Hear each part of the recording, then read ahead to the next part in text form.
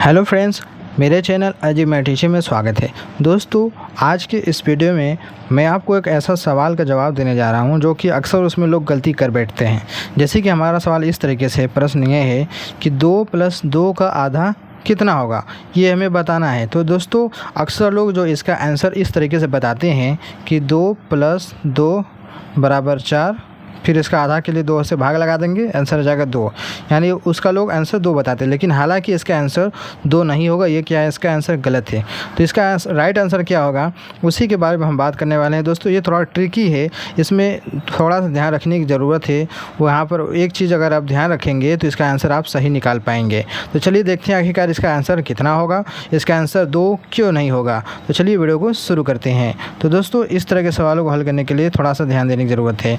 हमें दिया है सवाल में 2 + 2 का आधा, तो इतने का ही हमें ज़रूरत है। तो यहाँ पर सबसे पहले लिखेंगे हम 2 + 2। का मतलब दोस्तों, यहाँ पहले समझा देते हैं आपको। का मतलब होता है गुणा, और आधा का मतलब क्या होता है, आधा का मतलब होता है 1/2।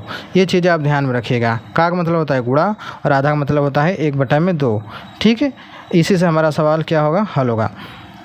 तो सवाल हमारा क्या है, 2 + 2 का आधा कितना होगा। तो चलिए इसको हम निकालते हैं, कैसे होगा। तो लिखेंगे यहाँ पर सबसे पहले 2 + 2। का मतलब गुणा होता है, तो यहाँ पर लगाएंगे गुणा। आधा का मतलब होता है 1/2, यहाँ पर लिखेंगे हम 1/2। अब यहाँ पर ध्यान से देखिए, इसमें दिया है 2 + 2 गुणा 1/2। तो जब यहाँ पर जब प्लस और गुणा साथ में आ जाता है इस ऐसे सवालों में, तो सबसे पहले आपको गुणा को हल किया जाता है, उसके बाद फिर प्लस को हल किया जाता है। इसमें क्या है, ये बोडामास का रूल कहता है। बोडामास का रूल कहता है BOD, ठीक है, MAS।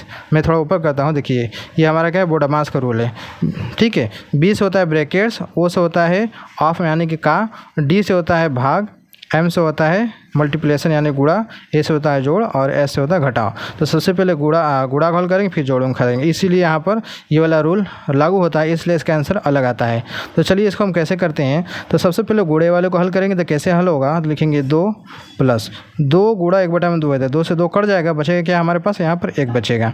तो यहाँ क्या हो जाएगा, 2 + 1 = 3।